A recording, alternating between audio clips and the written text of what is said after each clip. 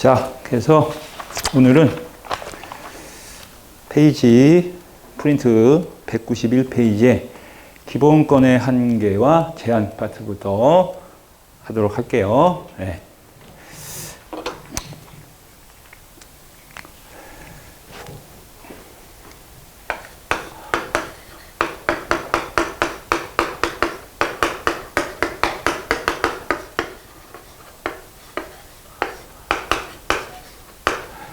자, 먼저 우리가 누리는 기본권은 과연 무한정일까? 무한정일까? 한번 생각해 볼까요? 어떻게 생각해? 이거 당연히 인간으로서의 인권이 곧 기본권의 개념이라고 봤잖아요. 당연히 그냥 뭐 다른 거 거두절미하고는 당연히 무한정으로 내 권리를 뭐 행사할 수 있으면 좋잖아요. 그렇지만 그렇지 못하겠죠. 예를 들어서 나 담배 피우고 싶어. 흡연의 권리를 주장해. 그럼 마음대로 내가 담배 피울 수 없잖아요. 그러니까 기본적으로 우리가 말하는 기본적 기본권이라는 것은 뭐가 있다? 한계가 당연히 있는 거죠. 한계. 그러면 그 한계를 자, 구체적으로 헌법에서 당신이 누리는 이런 기본권은 한계가 있어 라고 이렇게 명시를 하거나 아니면 처음부터 굳이 명시하지 않더라도 방금 우리가 얘기했듯이 기본권은 당연히 한계가 있는 거 아니야? 상식적으로 그렇게 얘기할 수도 있잖아요. 이해돼요? 그럼 전자는 뭐야? 찝어서 이러이러한 기본권에는 이런 한계가 있어 라고 명시하는 거하고 후자는 굳이 명시하지 않더라도 그냥 기본권을 누리는 데 있어서는 당연히 한계가 있는 거 아니야? 라고 말할 수 있겠죠. 그래서 우리가 후자를 뭐라고 하냐면 후자를 방금 얘기한 후자는 흔히 그거를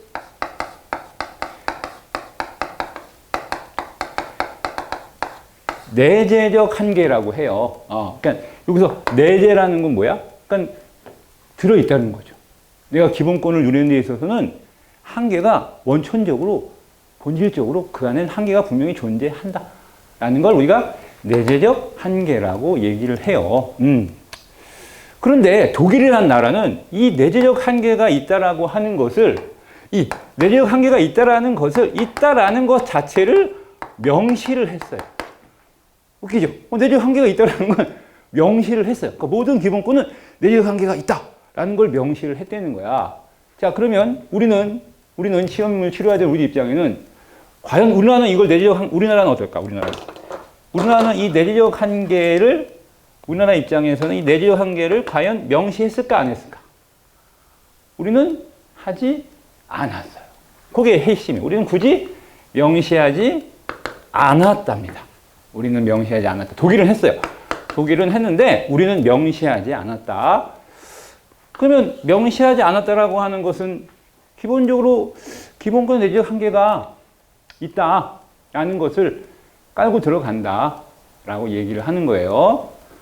자, 그런데 굳이 우리는 이걸 명시하진 않았습니다만 우리는 기본권을 누리는 데 있어서 어떠한 기본권에는 어떠한 한계가 있다라는 말을 하기는 써요. 쓰기는 쓴단 말이에요. 근데 굳이 독일처럼 모든 기본권은 내재적 한계가 있어라는 걸 굳이 명시하지 않고 그냥 일반적으로 이러이러한 기본권을 누릴 때는 이런 내재적 한계가 있어라는 것을 이야기를 한다 이런 얘기입니다. 그래서 머릿속에 어떻게 정리해야 된다? 우리는 굳이 내재적 한계가 있다라는 것을 명시하지 않았다를 알고 계시면 되고 그러면 이걸 우선 정리했고 자, 그럼 요 예를 한번 들어볼까요? 예를 들면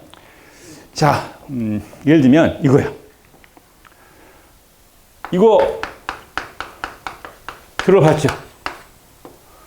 이거 지금 죄잖아요. 범죄잖아요. 이거 있어요, 없어요? 없죠. 왜 없었어요? 저는 가끔가다 생각하면 너무 성급한 판단이 아닌가.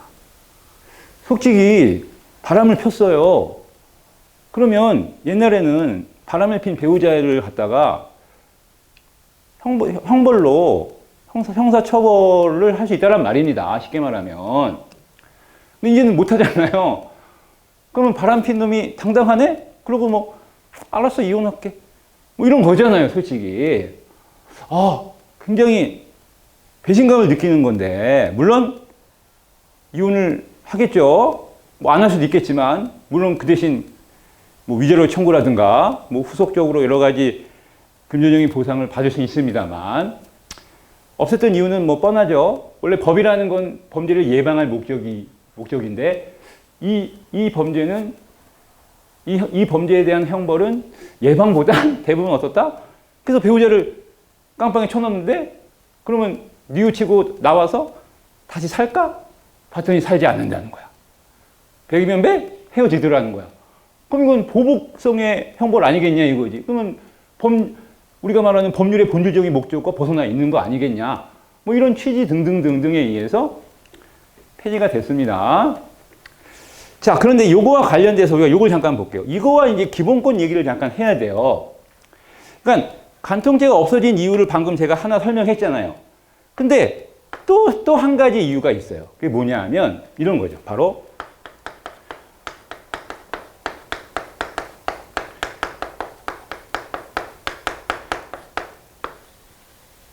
성적 자기 결정권, 기본권. 성적 자기 결정권. 인간의 가장 본능적이고 본질적인 것들이 성적인 욕구입니다. 그럼 성적인 욕구를 표출하거나 성적인 욕구를 행할 때는 당연히 타인의 강압에 의해서 이루어지면 안 되겠죠. 그래서 성적인 여러 가지 욕구를 행함에 있어서, 성적인 행위를 함에 있어서의 본질적인 자기 결정권이 있다라는 게 바로 요거라는 겁니다. 그러면 어떻게 보면 이 간통죄라고 하는 죄는 본질적인 성적 자기 결정권이라는 기본적인 권리에 대해서 권리를 행사함에 있어서는 맞지 않는 죄죠. 그냥 현상만 보면 내가 배우자가 아닌 누군가가 마음에 들어. 그래서 나 그 사람과 사랑을 나누고 싶어라고 했을 때 이때의 나의 행위에 있어서 결정은 내가 하는 거지? 그러면 성적인 자기 결정권이라고 하는 부분들은 당연히 어때? 그냥 현상만 놓고 보면 존중을 해야 되잖아. 근데 여러분 왜 웃지 지금? 여러분이 웃는 이유가 바로 뭐지? 에이, 그거는 총각일 때, 솔로일 때는 모르겠는데 결혼을 한 상태잖아요. 그러면 이미 성적 자기 결정권이라는 기본적인 권리에는 뭐가 있다라고 볼 수 있는 거야? 현재 조건에? 그렇지. 만약에 혼인한 관계가 혼인한 사람이라면 그걸 함부로 그 권리를 행사하기가 어렵다라고 하는 것이 내재적으로 분명히 한계가 있다라고 볼 수 있잖아요. 맞아, 안 맞아? 그렇다는 얘기예요. 그 성적 자기결정권은 혼인한 사람에게서는 상호간에 뭐가 있어? 우리가 혼인에 있어서 상호간에 어떤 지켜야 될 게 있잖아요. 뭐야? 순결이라 상호간에 어떤 순결의 의무가 있고, 상호간에 뭡니까? 여러 가지 정조의 의무, 이런 것들이 있지 않습니까? 결국에는 간통이라고 하는 건 그 정조의 의지를 저버리는 행위라고 볼 수가 있는 거겠죠. 이해되죠? 자, 뭐 그런 것들이 이제 우리가 지금 다루는 요 한계라고 보시면 돼요. 자, 그 다음에 여기 와볼까요? 그러면 한계가 있어요. 한계가 있으니까 우리가 근데 지금 내재적 한계가 있다. 내재적 한계가 있어. 근데 사람들이 바람을 피잖아. 바람을 막 펴.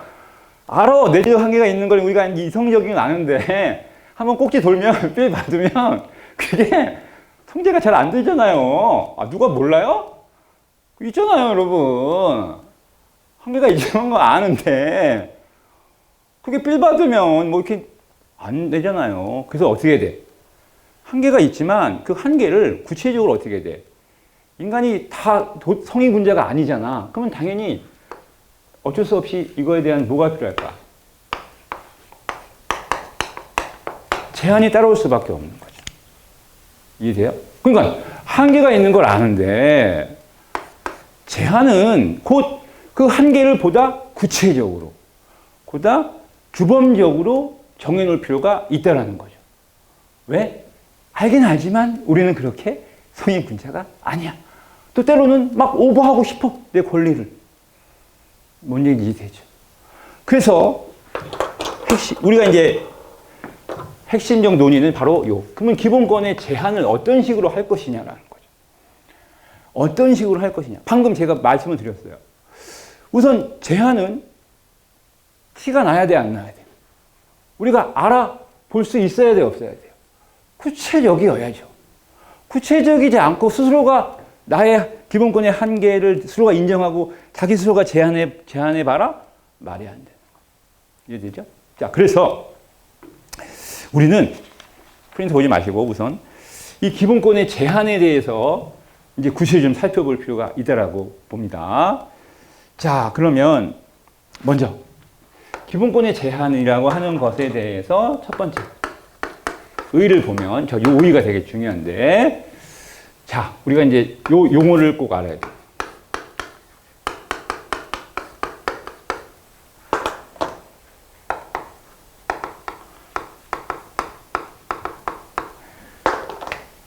기본권의 보호 영역 내에서 알았습니까? 그 기본권의 효력. 우리 효력은 저번 시간에 배웠지 않습니까? 그렇죠? 그 기본권의 효력 또는 적용 범위를 뭐 한다?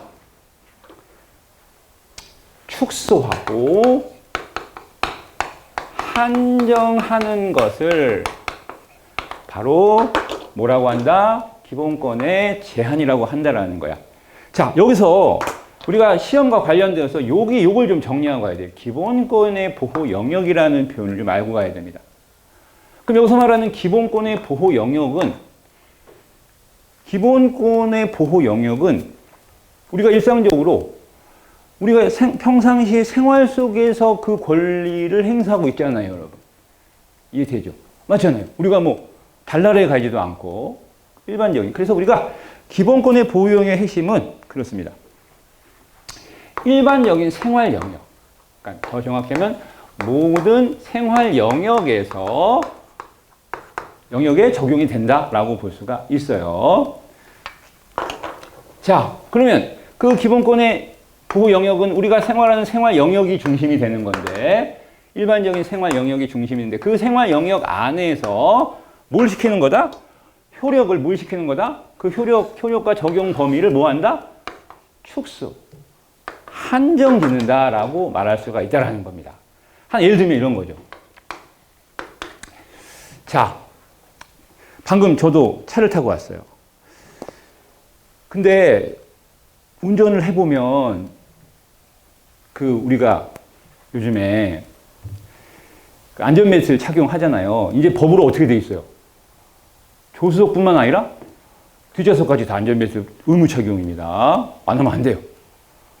근데 운전자인 저도 이 안전벨트가 굉장히 깝깝하잖아요, 여러분. 그러다 보니까 저도 이제 막 클립 같은 거 달아가지고 느슨하게 막 하기도 하고 막 그렇습니다. 네. 그러면 우리가 이렇게 볼 수 있어요. 안전벨트를 착용하는 거.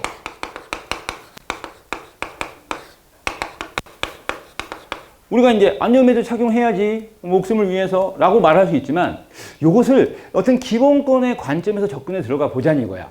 그러면 이제 우리가 이렇게 얘기할 수 있어요.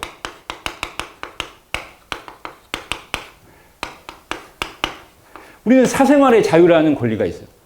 은밀하게 사적인 생활에 대한 자유를 누릴 권리가 있다는 겁니다.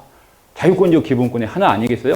그러면 사생활의 자유 영역이라고 하는 이 기본권 영역에서 과연 안전벨트 착용이라고 하는 측면, 이 안전벨트 착용이라고 하는 건 어떻게 보면 내 사생활의 자유에 있어서 그 자유를 누리는 데 있어서의 뭐가 돼?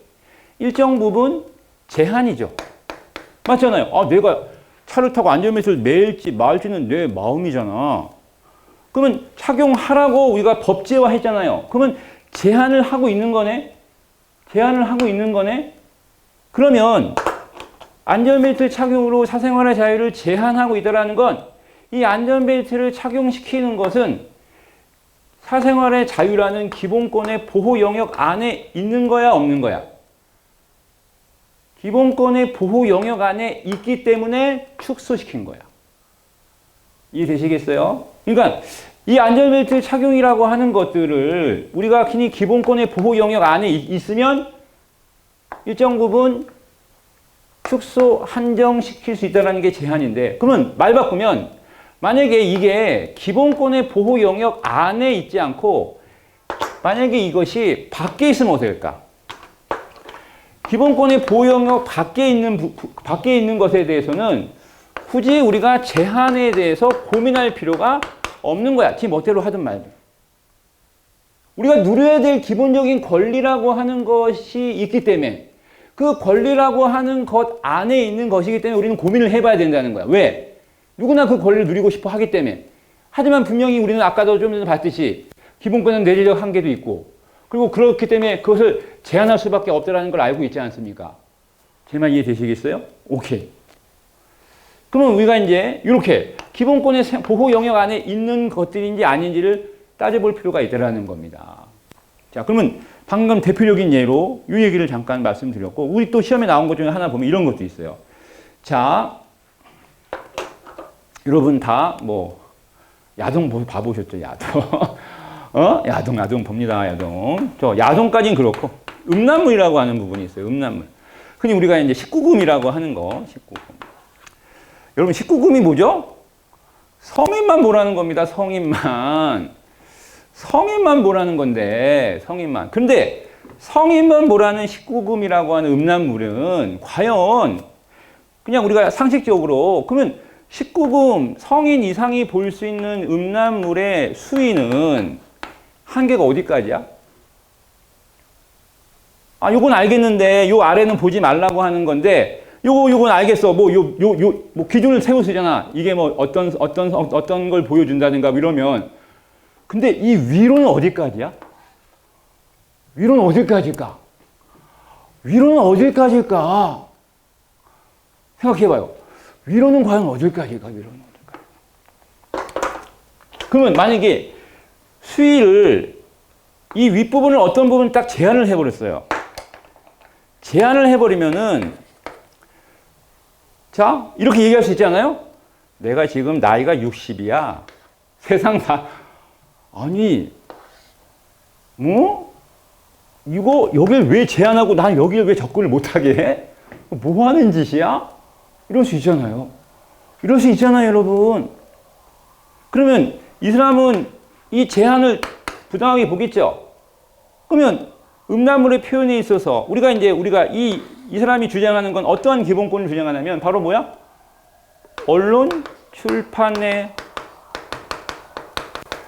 자유와 관련돼서 흔히 이걸 우리가 표현의 자유의 영역에 해당하는 게 이거거든요. 그러면 언론 출판의 자유에서 예를 들어서 내가 어떤 출판사 사장이야. 그럼 내가 출판하는 이 여러 가지 서적이 있는데 그게 음란물의 어떤 내용을 담고 있는데 그 수위를 만약에 법으로 제한한다면 당연히 기본권을 제한하는 게 되는 거 아니겠어요? 그러면 만약에 이걸 제한한다고 했을 때 이거를 법적으로 제한한다라는 그 말의 의미는 벌써 뭐가 담겨 있다? 분명히 이 부분도 뭐야? 이 언론 출판 자유의 보호 영역 안에 있다라는 거죠.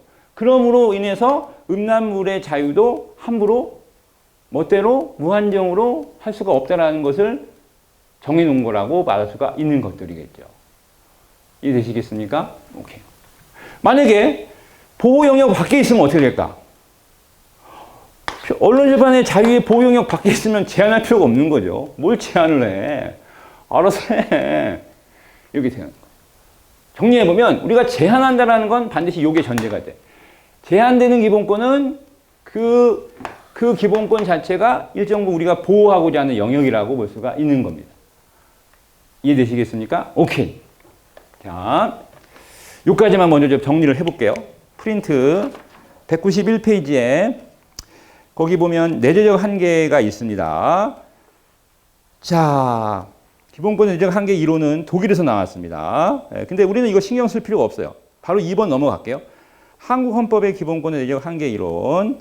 자, 우리는 그 학설이 대립을 하고 있어요. 이걸 한계 이론을 명시할 거냐 말 것이냐.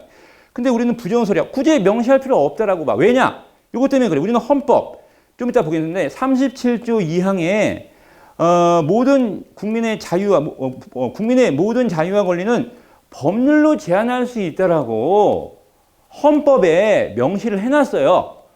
그러니까 굳이 제한할 수 있다라고 하는 것은 봐. 제한한다는 건 기본으로 뭐가 있다라는 걸 전제하는 거야? 기본권에는 한계가 있다라는 걸 전제하고 있으니 굳이 별도로 독일처럼 모든 기본권은 내적 한계가 있어라는 것을 명시할 필요가 없다. 그래서 대세는 부정설이야. 알겠습니까? 자, 그래서 우리는 굳이 그러지 않아. 그래서 이번에 보면 헌법재판소의 입장, 아까 간통죄 얘기 잠깐 말씀을 드렸습니다.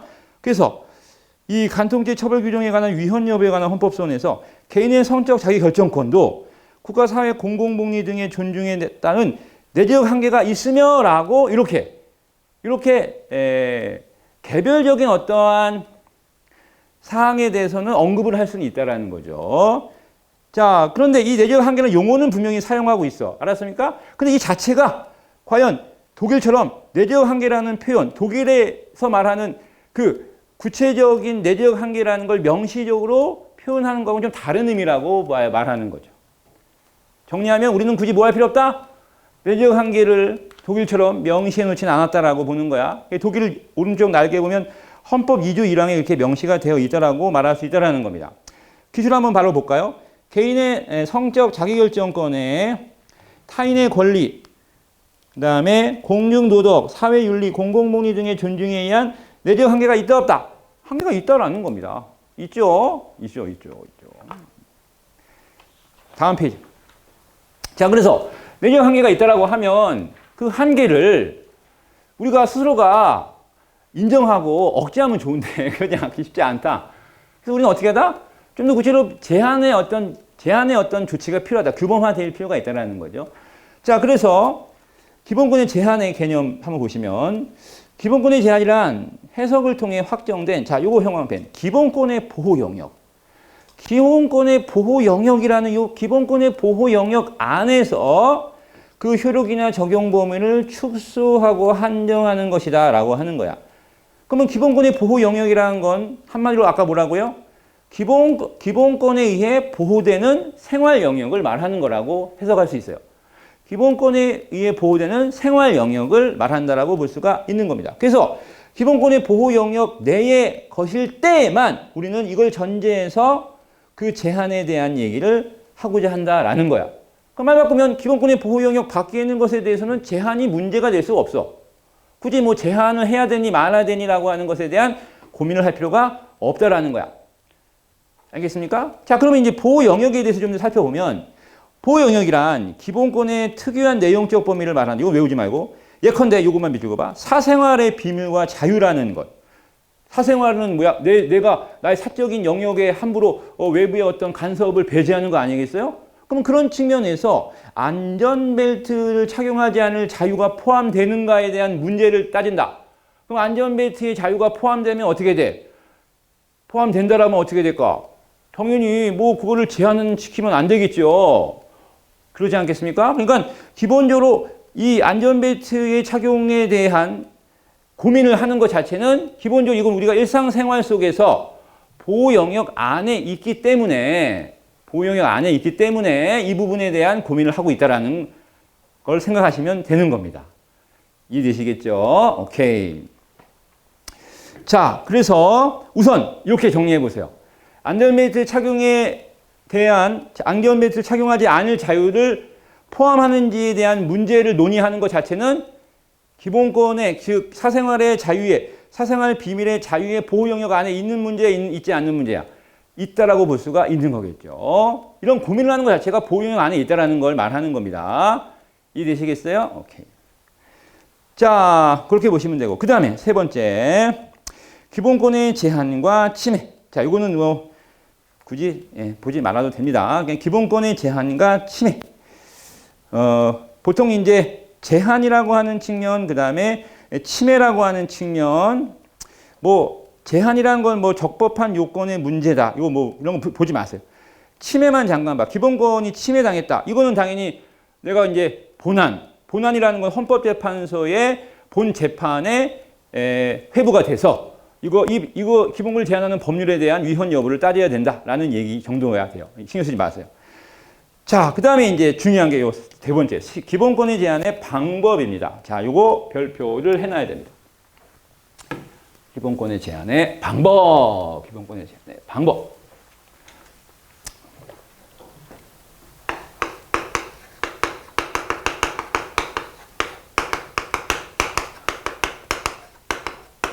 자, 이 방법이 좀 어려워요. 복잡합니다.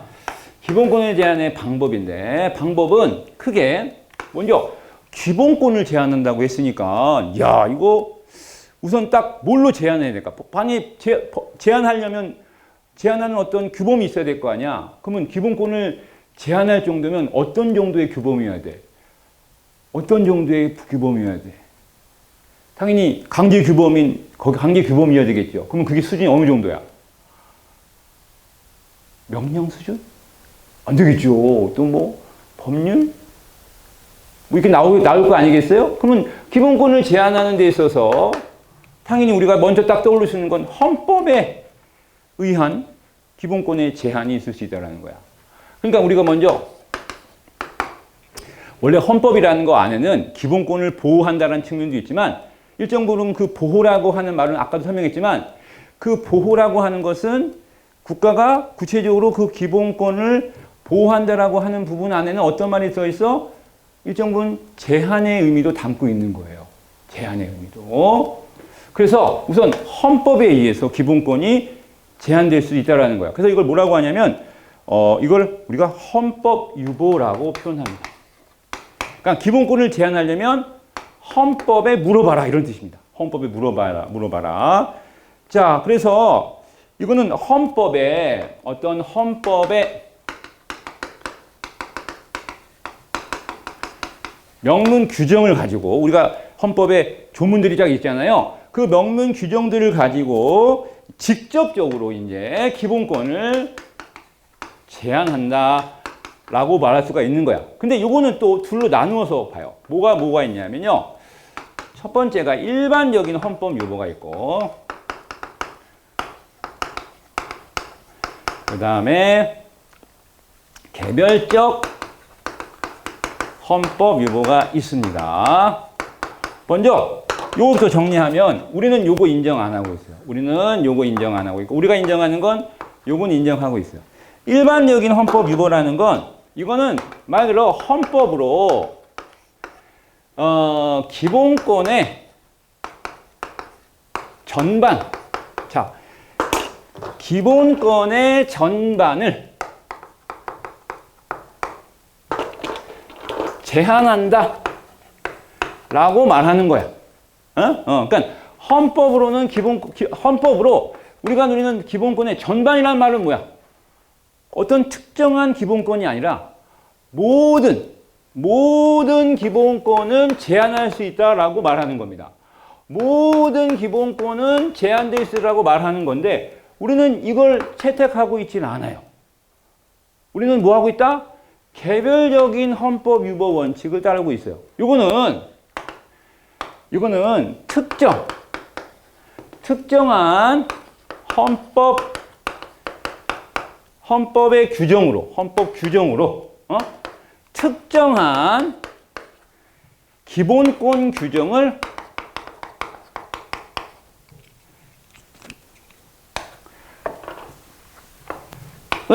제한하는 겁니다. 자, 여기서 핵심은 뭐죠? 특정한 헌법 규정이. 그러니까 어떤 특정한 헌법 조문이 구체적으로 콕 집어서 특정한 기본권을 제한하겠다라고 하는 걸 명시하는 거죠. 그러니까 위하고 뭐가 달라요? 위는 그냥 퉁친 거야. 추상적으로. 헌법으로 모든 기본권을 제한할 수 있어. 라고 이렇게 퉁쳐버린 거라고 보면 돼요. 근데 우리는 그러지 않는다라고 보는 거야. 그래서 우리는 아래쪽으로 특정한 헌법 규범으로 특정한 기본권을 제한한다라고 볼 수가 있어요. 자, 대표적인 게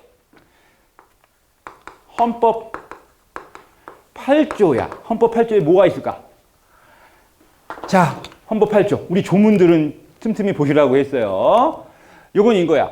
조문을 외울 필요는 없지만 이 조문이 대충 뭔지는 알고 있어야 돼. 힌트. 이거 정자로 시작하는 건데. 아, 이거야. 정당 활동의 자유. 당연히 이건 기본적 권리죠. 정당 활동의 자유를 보장받아야 되죠. 하지만 정당 활동의 자유는 뭐에 부합돼야 돼? 그렇죠. 민주적 가치에 부합돼야 돼요, 여러분. 알았어요? 만약에 민주적 가치에 부합되지 않는다라고 하면 그 정당은 뭐 될 수 있어?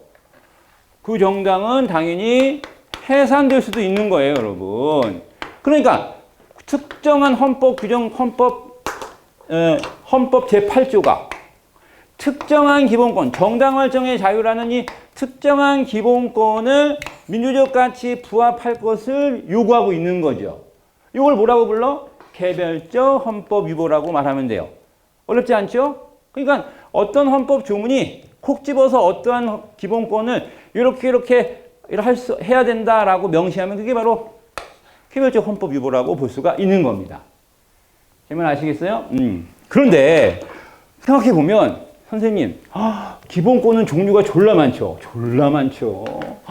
뭐 엄청 많습니다. 막 맨 처음에는 뭐 자유권이 나는데 자유권 안에서도 막 정신의 자유, 육체의 자유, 사회경제적 자유 또 막 파생돼서 장난 아니지 않아요, 여러분? 꿈틀꿈틀 기본적 권리는 계속 파생돼 나오지.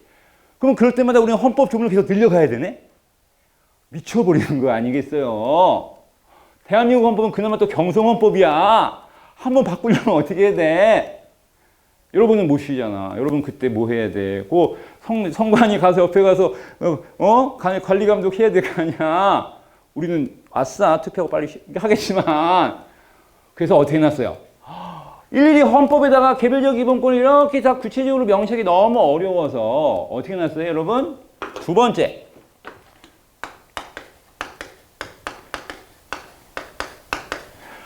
법률에 근거해서도 제한할 수 있게 해놓은 거죠. 그러면 법률에 근거해서 제한할 수 있다고 누가 말해줘야 돼? 법률로도 제한할 수 있다고 누가 말해줘야 돼? 누가 말해줘야 돼? 법률의 아빠인 헌법이 말해줘야지. 헌법 규정에서 그래 법률로도 제한할 수 있어.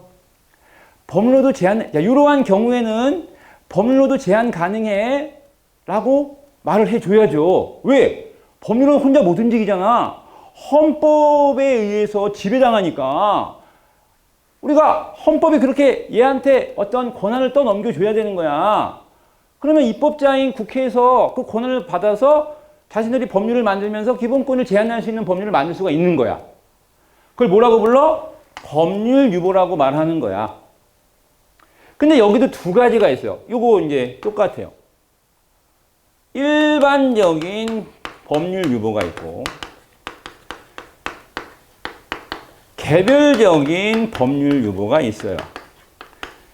자, 그런데 우리가 이미 잘 알고 있는 헌법 37조 2항 있죠. 그거 너무 중요하잖아요.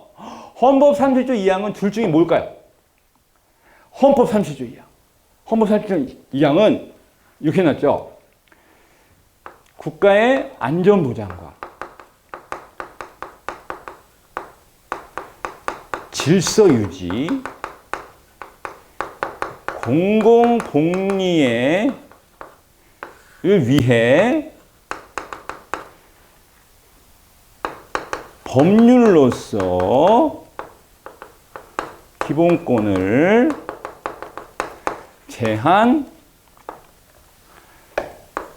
수도 있다라고 해놨지 않습니까? 그러면 이거는 일반적인 법률 유보일까요? 개별적인 법률 유보일까요? 좀 눈치를 까면 일반적이라는 표현은 헌법이 기본권의 특정한 헌법을 말하는 게 아니라 특정한 기본권을 말하는 게 아니라 그냥 기본권 전반을 제한할 수 있다라고 표현한 거야. 자, 그럼 이거 잘 보니까 어때? 이거는 기본권을 제한할 때의 어떤 목적의 정당성이겠죠. 이러한 이유로 기본권을 제한할 수 있다라는 건데, 그 다음에 어떤 기본권인데? 알았어. 법률로 제한하니까 그래 법률에 유보해 놨네. 여기까지 이해되는데, 근데 그 다음에 뭐라고 놨어? 특정한 기본권이 보여 안 보여? 그냥 일반적으로 기본권을 제한한다라고만 했으니까 얘는 뭐다? 맞아요. 얘는 일반적인 법률 유보예요. 알겠습니까? 일반적인 법률 유보. 자, 그래서 우리가 일반적인 법률 유보가 우리 여러분이 잘 알고 있는 헌법 37조 2항이고 이 헌법 37조 2항을 우리는 난도질을 해봐야 됩니다. 저걸 굉장히 난도질해서 시험에 물어봐요. 자, 그리고 개별적인 법률 유보는 뭘까? 요거는 요거 본따면 돼. 특정한 헌법 규정이 특정한 기본권 규정을 기본권을 뭘로 제한할 수 있다? 특정한 법률로 제한할 수 있다라고 명시를 해놓은 겁니다. 그러니까 특정자 빼도 돼요. 그러니까 특정한 기본권을 법률로 제한할 수 있다고 명시를 해놓은 걸 개별적 법률 유보라고 그러는데 우리는 이것도 채택하고 있어요. 우리는 이것도 있고요, 이것도 있어요. 알았습니까? 저 개별적 법률 유보의 가장 대표적인 게 뭐가 있냐면 여러분이 잘 알고 있는 자, 하나만 보면 헌법 38조가 있어요. 쓰지 않으셔도 돼요. 세 개 다 있어요. 우선 칠판 보고 쫙 한번 내용을 머릿속에 정리해 보려면 헌법 38조에 보면 이렇게 나와 있어요. 자, 헌법 38조는 법률이 정하는 바에 따라 자, 분명히 헌법 38조입니다. 법률이 정하는 바에 따라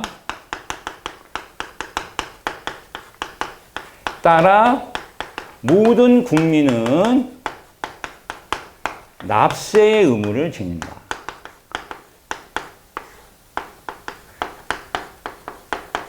이렇게 명시해 놨어요. 헌법에 37조 특정한 헌법 규정이 그렇죠? 특정한 기본권. 그럼 여기서 보이는 기본권은 뭐예요? 납세 의무는 뭐라는 거야? 세금 내라는 거잖아. 그러면 내 주머니에 돈 나가잖아. 그러면 나의 기본권 뭐가 제한되는 거야? 재산권이죠. 맞잖아요. 납세의 의무를 지니는 건 곧 재산권을 제한하는 거예요. 맞나요, 여러분? 재산권을 제한하는 거예요. 맞죠? 그러니까 특정한 기본권, 즉 재산권이라고 하는 것을 뭘로? 법률로 제한하겠다라고 말하는 거죠. 이게 바로 개별적 법률 유보라고 보는 거예요. 자, 정리해 보면 우리는 헌법 유보, 법률 유보 다 있고 그중에 뭐 일반적 헌법은 인정하지 않고 있고 뭐 인정해? 개별적 헌법 유보는 인정하고 있고 그리고 일반적인 얘가 제일 중요해요. 그리고 개별적인 법. 자, 근데 이게 중요해요. 일반적인 법률 유보. 이게 굉장히 중요합니다. 굉장히 중요합니다. 우리가 이걸 좀 더 이제 아주 구체적으로 살펴를 봐야 돼요. 난도질 하면서. 그럼 요까지만 한번 또 정리를 해볼까요? 자, 192페이지 아래. 기본권의 종류가 있죠. 제한의 종류. 일반적 헌법 유보. 헌법에 직접 밑줄. 모든 기본권의 행사에 대한 제한. 그러니까 모든 일이 바로 전반적인 기본. 그러니까 이거는 기본권은 본질적으로 헌법에 의해서 제한될 수 있다는 것을 명시해 놓은 거라고 보는 거죠. 자, 우리는 이걸 인정한다 안 한다? 우리 헌법에 없습니다. 오른쪽 위에. 개별적인 헌법 유보. 헌법의 개별 규정이 직접 특정한 기본권의 한계, 특정 기본권의 한계를 규정하는 것이다. 예를 들면 헌법 21조 4항에 언론 출판은 타인의 명예나 권리, 공동적 사회 윤리를 침해해서는 안 된다고 규정하는 것. 자, 오른쪽 날개에도 보면 개별적 헌법 유보 조항.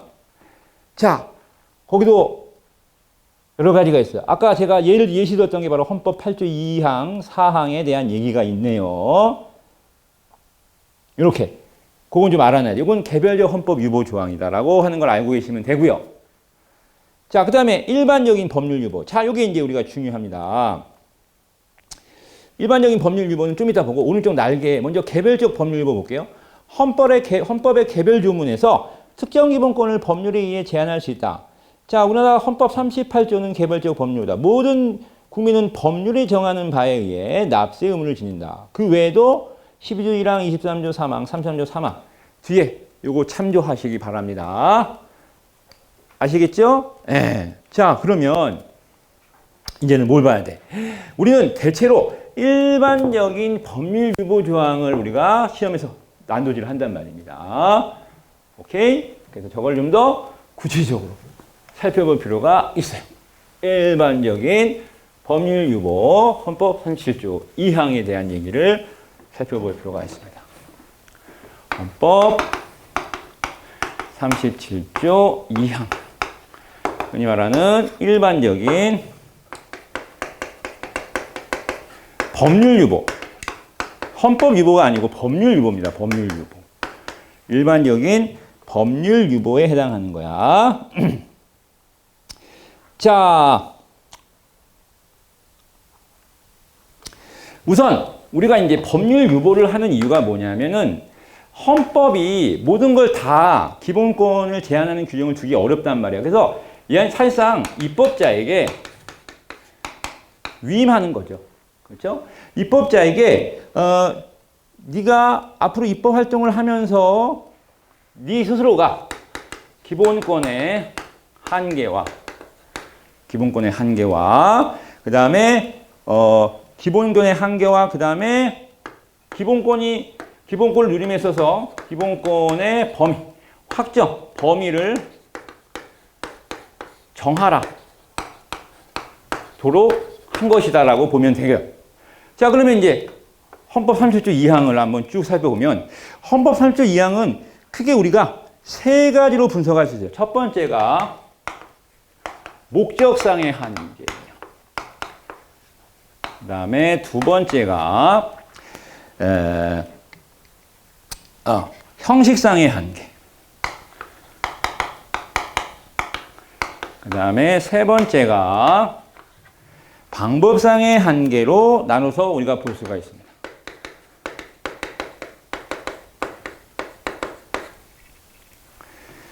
자, 우리가 목적상의 한계는 아까 봤던 거야.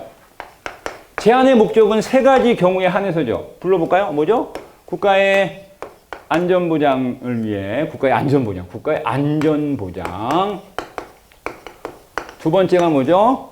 사회 질서 유지. 세 번째가 공공의 복리. 자, 그럼 이걸 한번 분석해봐요. 국가의 안전보장이라고 하는 건 뭐죠? 바로 국가의 국가의 존립을 말하는 거죠. 국가의 존립을 말하는 거잖아. 그러니까 존립을 위해서 기본권이 제한될 수 있다라는 거죠. 자, 그래서 우리가 이런 법률이 있죠. 뭐죠? 우리가 이제 이런 죄, 내란죄, 외환죄라고 하는 죄는 사실상 뭐가 돼? 국가의 존립 자체를 흔드는 거잖아요. 내란죄가 뭐예요? 내란.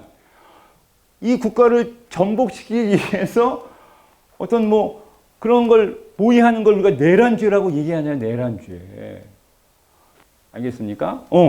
외환죄는 이건 돈 관련되는 문제 아니겠어요. 그렇죠? 그러니까 이 내란죄, 외환죄를 우리가 정해놓고 알았습니까? 엄하게 저 범죄를 정해놓고 엄하게 다시는 것 자체는 바로 국가의 존립을 위해서 국가의 안전보장을 위한 하나의 규정이라고 말할 수가 있는 거예요. 자, 그래서 좀 이따 좀 더 자세히 살펴보겠습니다만 이 세 가지 조항. 그 다음에 질서 유지. 우선 질서 유지라고 했을 때 질서가 뭘까? 손들고 횡단보도 건너가는 질서, 이런 수준의 질서가 아니라 우리는 벌써 배웠어요. 앞에 헌법 총론에서 배웠죠. 질서. 헌법이 명시된 기본적인 질서 있잖아. 세 가지가 있죠. 세 가지. 민주적 기본 질서. 그렇죠? 사회경제적 기본 질서. 또, 국제 평화적 기본 질서 있잖아. 바로 그런 것들을 말하는 거야, 그런 것들. 알았어요? 그런데 여기서는 구체적으로 뭘 말하는가? 대상이 우리 국민에 대한 기본적인 권리잖아. 그러니까 핵심은 이제 민주적 기본 질서입니다. 민주적 기본 질서라고 하는 것을 우리는 당연히 중시 여겨요. 그래서 아까 헌법 8조 같은 게 정당은 설립의 자유가 있지만 민주적 기본 질서를 어지럽히면 정당 설립의 자유 인정하지만 세워진 정당이 기본 질서에 위배될 때는 어떻다? 또는 세우려고 하는 정당의 정강 이런 것들이 기본 질서를 어지럽히면 당연히 그거를 허락 안 해주겠죠. 그 얘기가 바로 저거죠. 그 다음에 요게 가장 우리가 이제 기본권의 제한에 많이 거두되는 거야. 공공의 복리. 이게 뭐죠? 바로 사회 전체의 공익. 맞습니까? 공익을 위해 뭘 제한할 수 있다. 이렇게 되는 거죠. 그렇죠? 적어도 뭐는 해야 돼. 이렇게 해야 되지만, 이렇게 하면서 사익이 어떻게 돼? 사익이 제한되잖아. 그래서 이렇게 해야 되지만, 적어도 공익과 사익의 조화, 적어도 균형은 좀 맞춰야 되는 거 아니겠냐. 근데 이렇게 균형 맞추기는 솔직히 쉽지가 않아요. 쉽지가 않아요. 왜냐하면 사람들마다 내가 추구하는 사익적 가치의 한계가 사람들마다 그 기준치가 당연히 다를 거 아니겠어요. 그래서 공익과 사익에 있어서의 비교 형량을 따지는 거 아니겠습니까? 오케이. 자, 그리고 이게 이제 뭐냐? 형식상의 한계. 우선 칠판만 보시면 아까 잠깐 했어요. 형식은 뭘로 제한해? 어떠한 형식, 그러니까 형식이라는 거 곧 뭘 말하는 거냐면, 형식이라고 하는 건 곧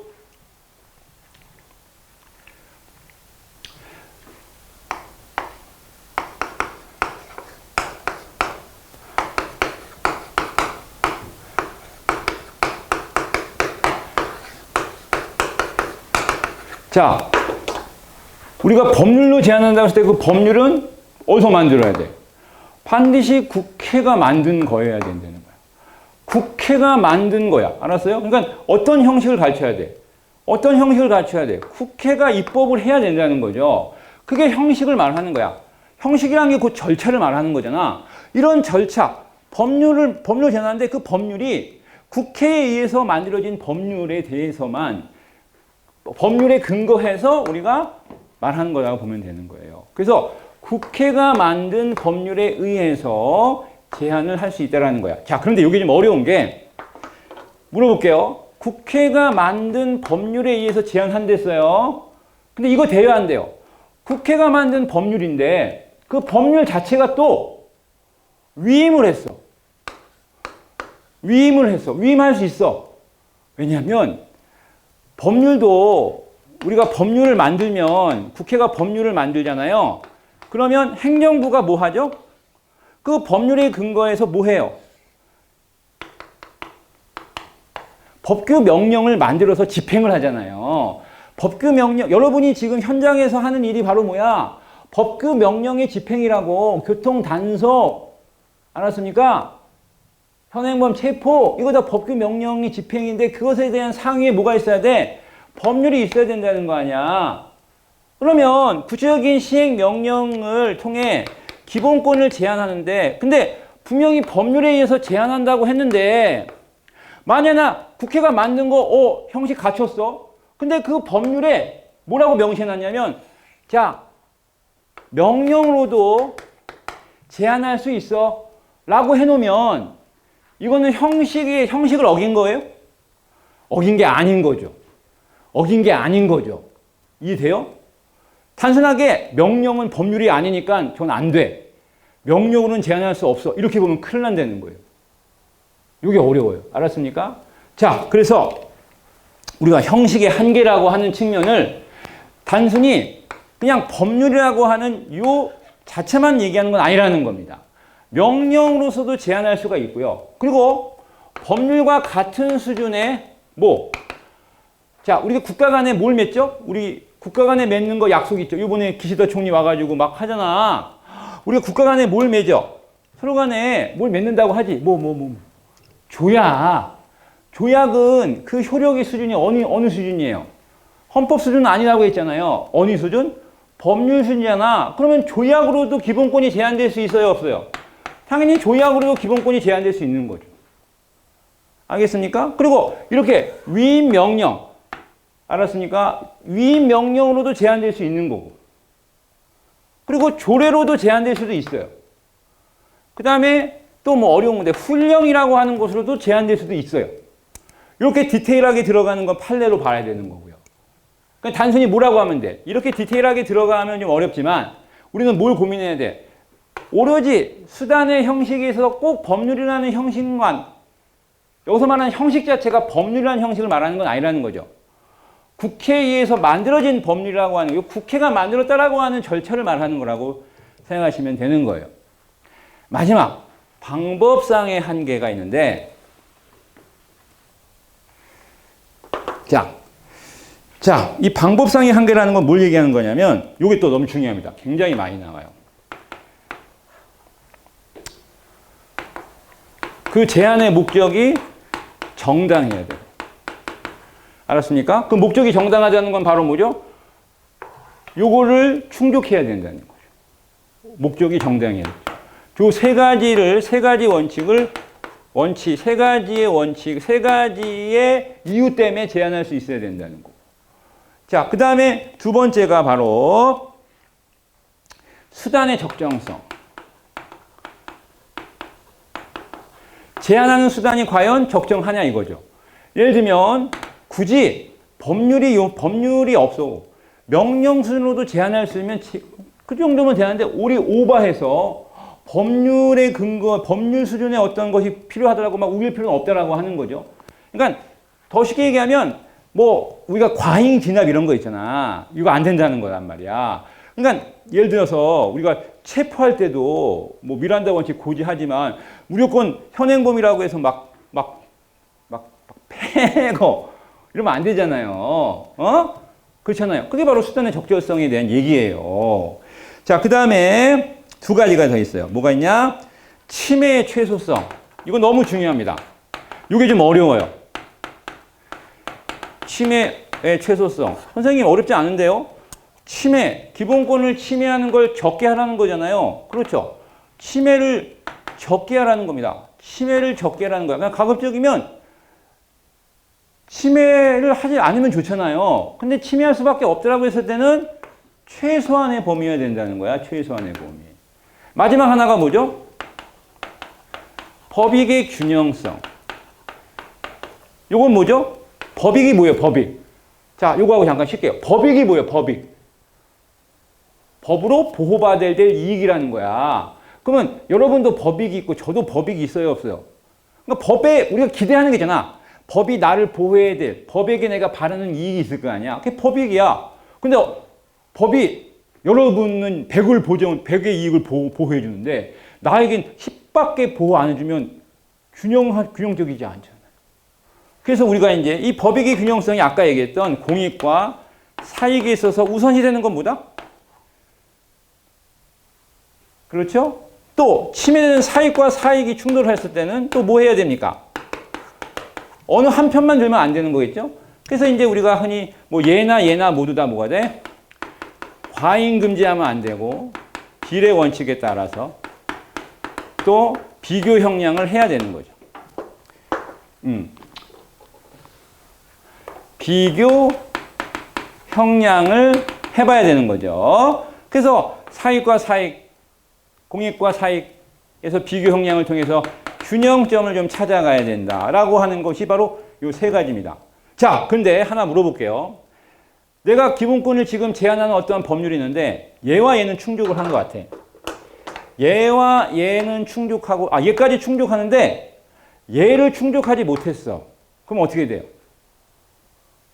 그렇죠. 잘하셨어요. 분명히 이 네 가지의 모든 것을 다 충족해야 돼요. 알았습니까? 모든 것을 다 충족하지 않으면 제한하면 안 됩니다. 이것도 시험에서 자주 나오는 거예요. 이해되죠? 자, 이거 한번 빨리 정리해 볼게요. 자, 페이지 93페이지에 일반적 법률규범 있죠?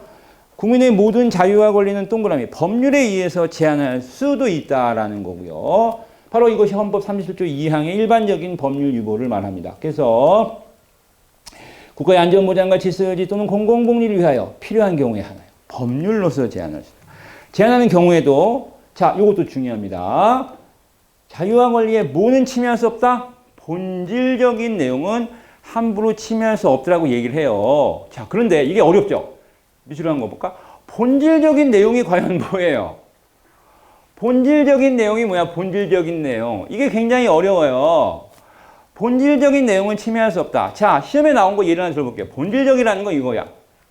말 그대로 제안을 하기에 뭐가 좀 더 구체적이지 않고 제안할래야 할 수 없는 영역들이 있어요.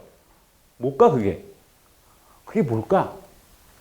눈에 보이지 않는 무엇인가가 있거든요. 그게 뭘까? 흔히 이걸 이렇게 얘기하죠. 이 기본권은 흔히 앞에 뭐가 붙어요? 초자연법. 초국가적이라는 말이 붙는 기본권들이에요. 흔히 우리가 자연법상의 권리라고 불리는 것들이에요. 그 구체적인 예 중에 하나가 뭐 있어요? 양심의 자유, 양심의 자유, 종교의 자유 같은 거 있죠. 내심의 자유. 양심의 자유 같은 경우 눈에 보여요, 안 보여요? 어떻게 제한할래요? 양심의 자유를 어떻게 제한할 거예요?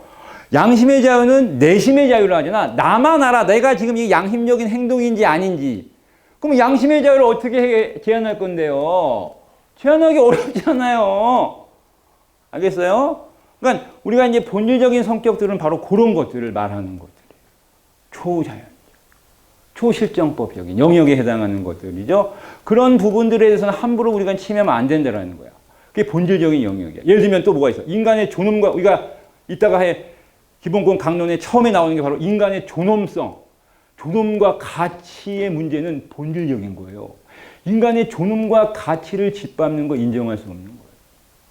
그래서 인간의 존엄과 가치를 좀 더 구체적으로 표현한 권리가 뭐 인격권 이런 거죠. 내가 현행범으로 체포되지만 현행범을 체포될 때 여러분들이 현행범을 체포하는 과정에서 상대방의 인격을 모독하면 돼요, 안 돼요? 그거는 기본권의 제한. 예를 들어서 공공의 복리를 내세운다. 자, 예를 들어서 성범죄자를 경찰서에서 수사 신문하는 과정들인데 이 친구가 수갑을 찬 상태에서 신문 받는 과정을 언론사 기자가 촬영을 하고 있다. 신문 과정 할 수 있죠. 현행범 체포 인정해. 수갑을 찰 수도 있겠죠. 죄질이 나쁘니까. 근데 그것을 촬영하는 것은 바로 뭘 침해한 거야? 본질적인 내용을 침해한 거잖아요. 그래 안 그래요? 좀 더 들어가면 인격권에 있어서 구체적인 초상권의 침해라는 거예요. 물론 우리가 흉악범죄자에서 우리가 그거 있죠? 뭐 얼굴 공개한다 만다 그런 게 있을 거 아니야. 이거는 그런 걸 논의하기 전에 얘기야.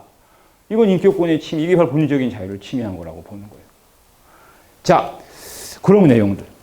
자, 이제 구체적으로 믿어볼까요? 목적의 한계, 국가의 안전보장. 자, 그래서 국가의 안전보장 얘기 쭉 나옵니다. 그래서 뭐 국가의 존립, 헌법의 기본질서 등을 포함하는 개념이다.